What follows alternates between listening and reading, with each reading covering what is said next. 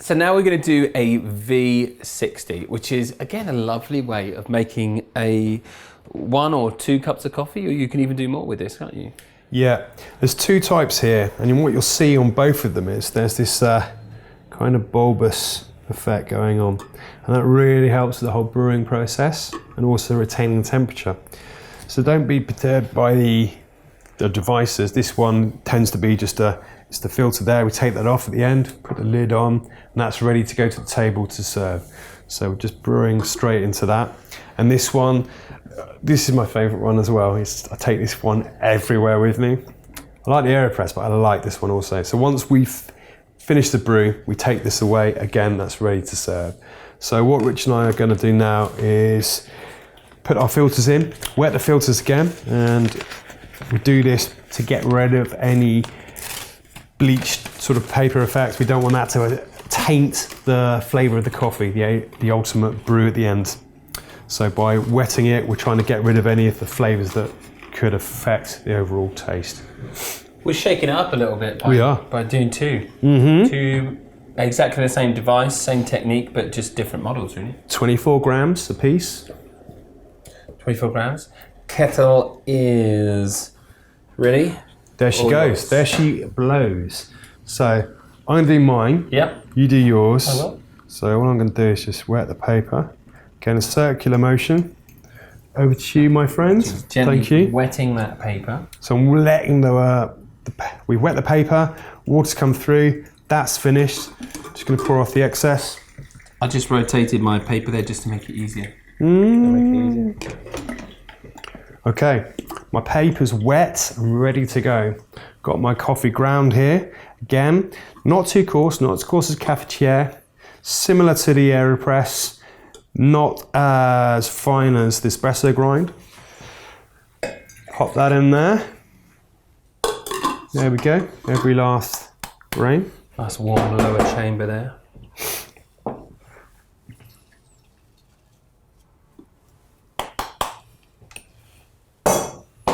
Okay. Yep, same amount. Okay, I'm going to pour first. I'm just going to go for that. I'm just going to basically, so again, we're blooming. So we're exposing the coffee grind to the water. A lovely crema coming along there. Got a nice head to it, bubbling away. Oh, do you want to do yours? Do you want to explain why we're doing it on the scales? I'm looking for the yield. So the coffee and the water together will give me the yield, which is the volume of coffee I need for the perfect cup. Any less, it's going to throw the taste. Any more, again, it's not going to result in the perfect cup.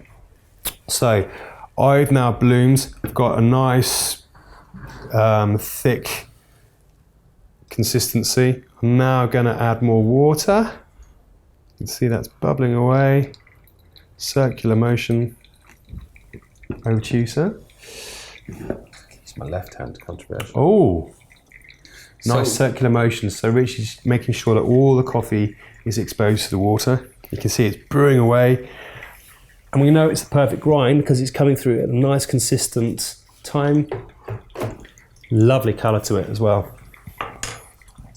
Yield-wise, we're looking for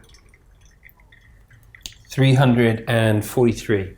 Okie dokie. Yeah. All right. 363. Thank you. See, that was a test. So we're looking to get 363 grams on the scale. And as soon as we hit that point, we're done. That's when we've got the best possible extraction out of this coffee using this method. Allow me. Please do. So I'm just trying to catch any of the coffee that's against the filter there. So you just, what Henry did there was just take the kettle, the water around the edge so that the coffee that was getting caught up on the sides just gently slid down again. Yeah, so we've got all of the coffee grounds exposed and getting maximum flavour out of this. Now I'm coming to the end of my brew now. You shouldn't be too far behind me. Do we stir? You can do, but I find with this one, I mean, I would do it with the Chemex, bigger amount, bigger volume. But this one, generally you don't. You might find yourself that giving it a stir, encouraging it, does affect the flavour. But if you're pouring correctly in a circular motion, you're getting all of the coffee grinds in there, it should be fine. I damp sometimes, like right at the beginning. I just dab a little bit just so the coffee gets submerged. Good call. Just so that it gets in there. Okay, I've got the right volume in there, so I'm just going to discard this. There we go.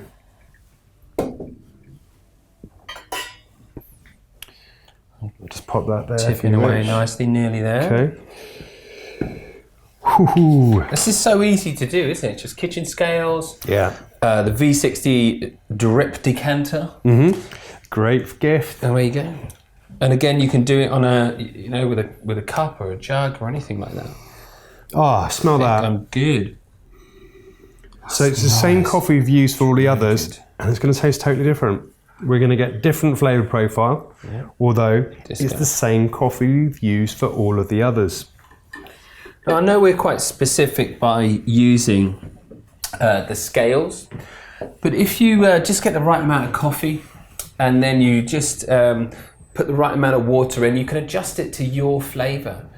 Sometimes you want to leave it for longer, you want a bit of a longer coffee. One thing we haven't talked about actually is on all these coffees, we're not adding any milk or any sugar to them, are we? No, and there's a reason for that.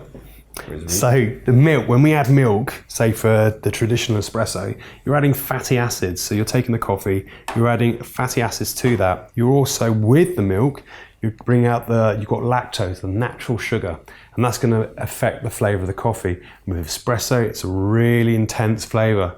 For these, we talked about subtle flavours, so tea-like, purest form. So if you were to add milk, you'd lose a load of flavour with this. Not to say you can't, however, if you were to do so, you're going to lose all those subtle flavours that we've been talking about today. That's so true, actually. And if you have got a really good coffee that you've made very well, you'll get natural sweetness in there, won't you? You won't have to worry about putting sugar in. So we're exploring, with all the coffees, we're exploring these new subtle flavours. It could be lychee, it could be stone fruit, or a hint of tobacco, vanilla. So we're looking for all of those profiles in the actual coffees themselves. I'm going to try this. It's very clear, isn't it? It's a really good colour. Let's hold that up to the light. Lovely. And I'm expecting something out of this, actually. I'm expecting something from this coffee and this method. It's still quite hot. What are you expecting? I know this sounds odd, but when I was just brewing this coffee, as I put my nose over it, I just got a boom of peach. Did you? Like warm, just come out there like peach, and then a little bit of stone plum. fruit. Yeah, all right, and I was right, like, okay. Whoa. Yeah. So, and it really, this is a really good tip actually. As your coffee brews, so if you sniff the grinds and smell that, really get that when you grind it fresh. And then as the coffee brews, use all your senses. We're using touch to make sure we've got the grind correctly. We're smelling it to make sure that we've got all these beautiful flavours coming out. And so you should be able to pick out these things. You should be able to smell something there. Is it brewing properly? Is it burnt? What could commonly go wrong with the V60? Because I think it's a method that a lot of people at home are either already doing or very keen to do. Because I mean, this unit is very cheap. Yeah. So basically, getting the grind wrong. We talked about that before. Too much water. Just making sure that we've got the right amount of ground coffee, 4 per cup. Yeah. Right amount of water at the right temperature. If you're just using a domestic kettle at home, just allowing that to boil and sit for a minute or so it drops in temperature. So it's going from 100 degrees to around 98. Or just take it off just before. Yeah. And then pouring it, but not all at once. It's a slow process. You're looking for that brew. So even with a cafetiere, you don't plunge it instantly. You've got to allow it to sit and brew just for a few minutes. Absolutely. It's going to be worth it. It may be like, I need my caffeine fix. But if you allow the process to take its time, it's going to reap the rewards of